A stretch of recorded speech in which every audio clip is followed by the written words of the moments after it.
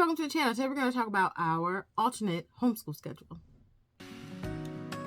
Hi, my name is Shardae. I'm a homeschool mom of 5 children. They are 5, 8, 3, and 9-month-old twins.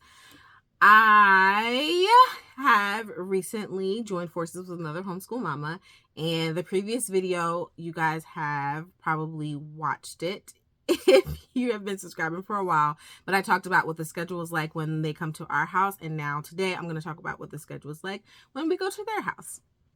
So it is a hard wake up time at 6:15, whether the twins are up or not. In the previous video, I talked about how I usually don't wake up until the twins do, but it's a hard wake up at 6:15 because I don't like to rush the kids.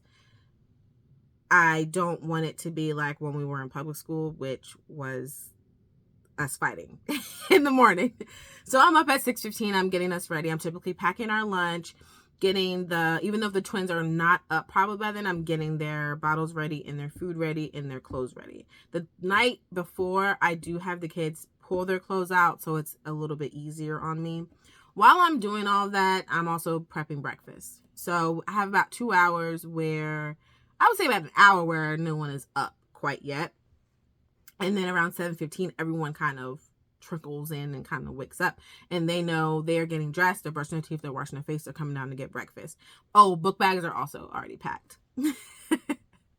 Shoes by the door. At 8:15, we start packing the car up, and someone always has to poop. So I would say I'm trying to get out the house by 8:30. So usually I would say even about 8 o'clock, I'm starting to pack the car up because someone's lost a shoe, someone has to poop, someone dropped something on their dress, something. We just pack up early, and we have not been able to leave the house before 8:30. So but guess what?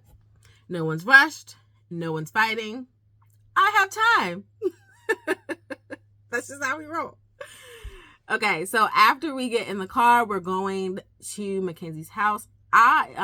We already are working on reading on the way to Mackenzie's house. So Jessie is doing her reading lesson on our way there. It cuts down on some of the time that we have to spend while we're there.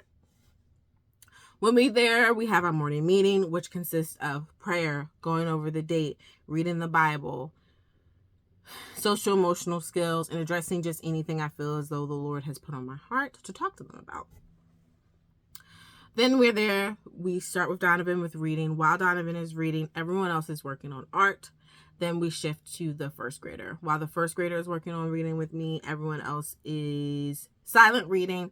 Donovan is either upstairs with Mackenzie and the littles working on their little tot activity, or he is downstairs with me doing ABC Mouse, or his reading actually has like a learning center.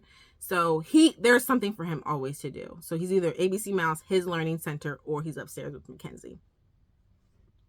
Once the first grader is done, then it's my daughter, the third grader, Jessie's turn.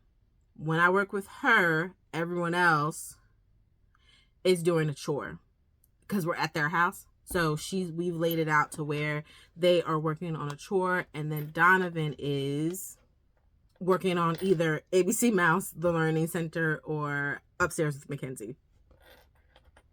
Then it's the fourth grader's turn.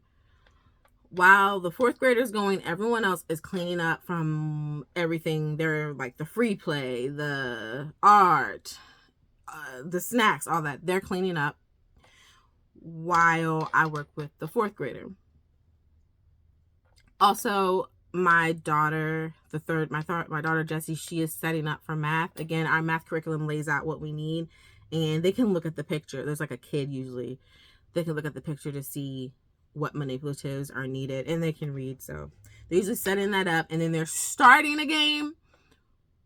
They typically don't get to finish it because there's a lot of movement, and Akeem's lesson is pretty short. So if they ever finish, they can do a math game, which has been maybe like once a week.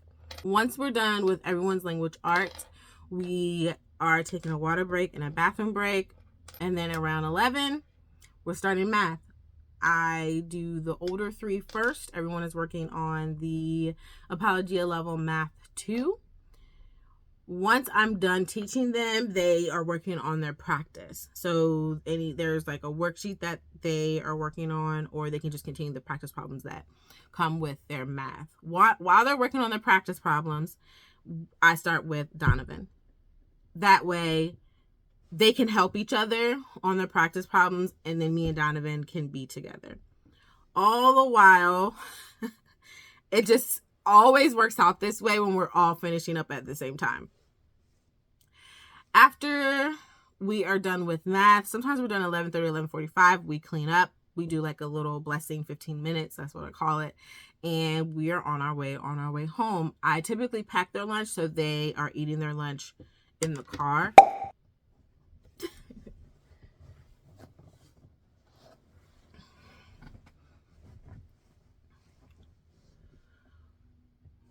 They're eating their lunch in the car, and then when we come home, it's nap time.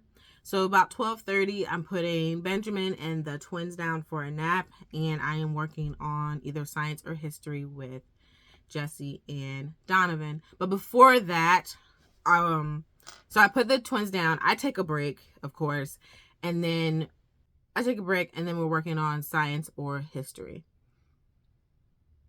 And then I'm starting dinner at 4. I will say I try not to feed the kids before 6, because then they're asking for snacks.